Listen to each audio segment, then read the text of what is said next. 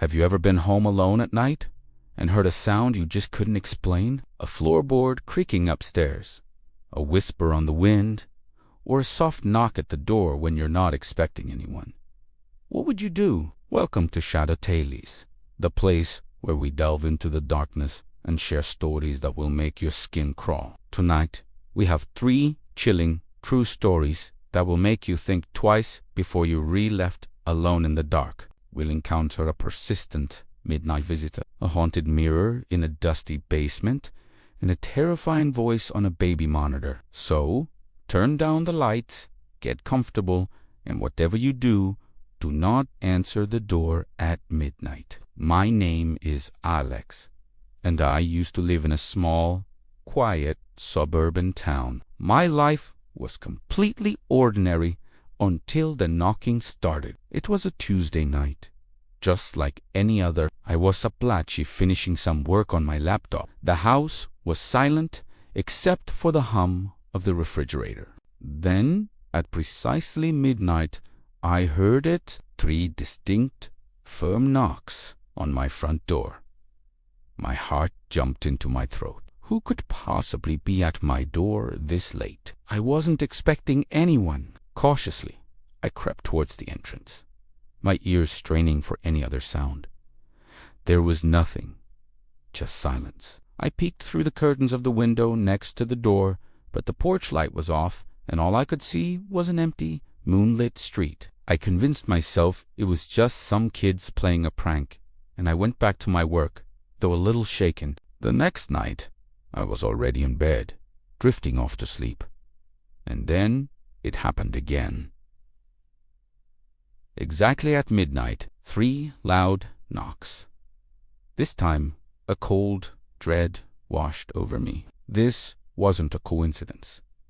I lay frozen in my bed, listening. The silence that followed was heavier, more unnerving than the knocking itself. I didn't dare move. I just waited until the sun came up, feeling like a child scared of the monster under the bed. This pattern continued for the entire week. Every single night, at the stroke of midnight, 3 nights, I stopped sleeping. I became a prisoner in my own home, my nerves completely shredded, just waiting for that inevitable sound. I considered calling the police, but what would I tell them? That someone was knocking on my door and then leaving? They'd think I was crazy. By the 8th night, I couldn't take it anymore. I had to know who or what was out there. I decided I would face it. As the minutes ticked closer to midnight, I positioned myself by the door, my heart hammering against my ribs. The clock on the wall struck 12, and right on cue. Nah, nah, nah, nah. My hand trembled as I reached for the peephole. I took a deep breath, closed my eyes for a second, and then looked. What I saw will haunt me for the rest of my life. Standing on my porch was a tall, unnaturally thin figure, cloaked in a dark, hooded robe. Its head was bowed slightly, but I could see that where a face should have been, there was only a smooth, featureless void, a blank canvas of skin. I stumbled back. A scream caught in my throat. I couldn't breathe. My mind was reeling, trying to process the impossible image. I scrambled away from the door, ran to my bedroom, and locked myself in, barricading the door with a dresser. I sat there, shaking, all night. The next day, I packed a bag and left. I stayed with a friend for a week, and then I found a new apartment across town. I never went back to that house. I just had the movers pack up my things. I thought I had escaped. I thought it was over. But a few months later, I was living in my new place, a high-rise apartment on the 10th floor. I was just starting to feel safe again, starting to believe it was all just a nightmare. And then, one night, as I was watching a movie, the clock hit midnight, and I heard it from the other side of my apartment door. Knock, knock, knock. I moved again, and again. It doesn't matter where I go. The city, the countryside, a new state. Eventually, the knocking always finds me, always at midnight.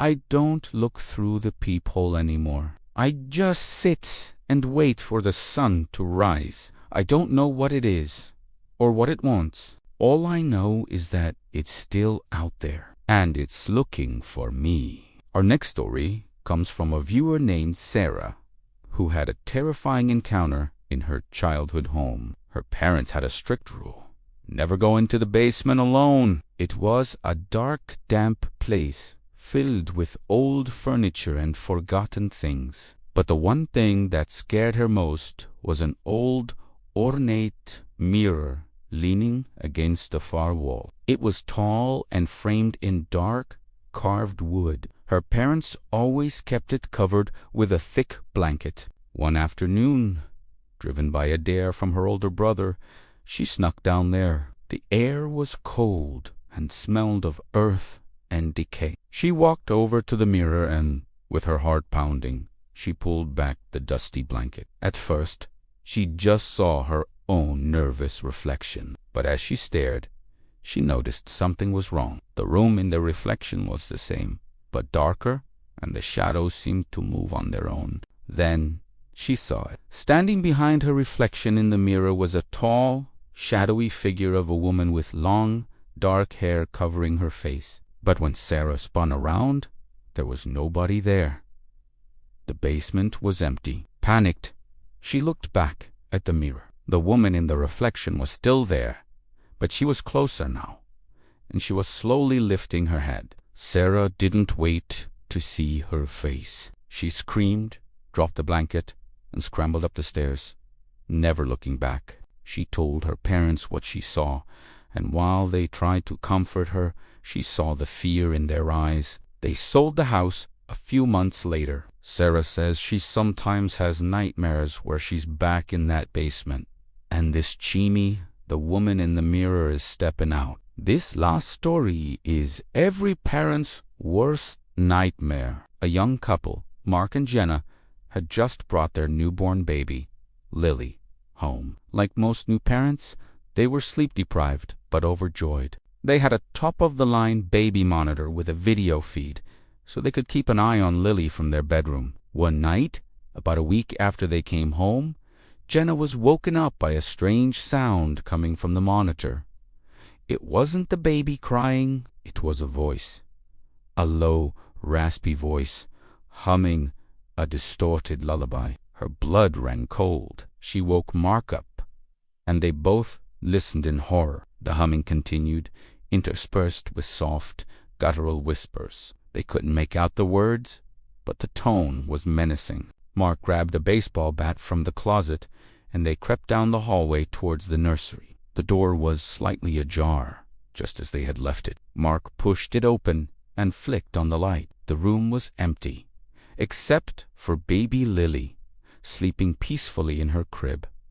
The humming on the monitor had stopped. They checked the windows, the closet, under the crib, nothing. They were completely unnerved. They assumed the monitor must have picked up a signal from a neighbor's device, a radio or something. They tried to forget about it. But a few nights later, it happened again. This time, the voice was clearer. It wasn't humming. It was whispering a single word over and over. Mine. Jenna snatched the monitor from the nightstand. On the small screen, she saw a dark, shadowy hand with long, spindly fingers reaching over the side of the crib, just inches from her baby's face. They sprinted to the room, bursting in to find Lily still sleeping soundly, and the room, once again, empty. They unplugged the monitor that night and never used it again. They never heard the voice again either, but to this day, they can't explain what they saw on that screen, or whose voice was whispering to their child in the dead of night. And that's all the time we have for tonight. 3 stories to remind you that sometimes the things we fear the most are the things we can't see or explain. What do you think happened in these stories? Do you have your own chilling experience to share? Let me know in the comments below. I read every single one. If you enjoyed these tales from the shadows, please hit that like button and subscribe to Shadow Tales so you don't miss our next video.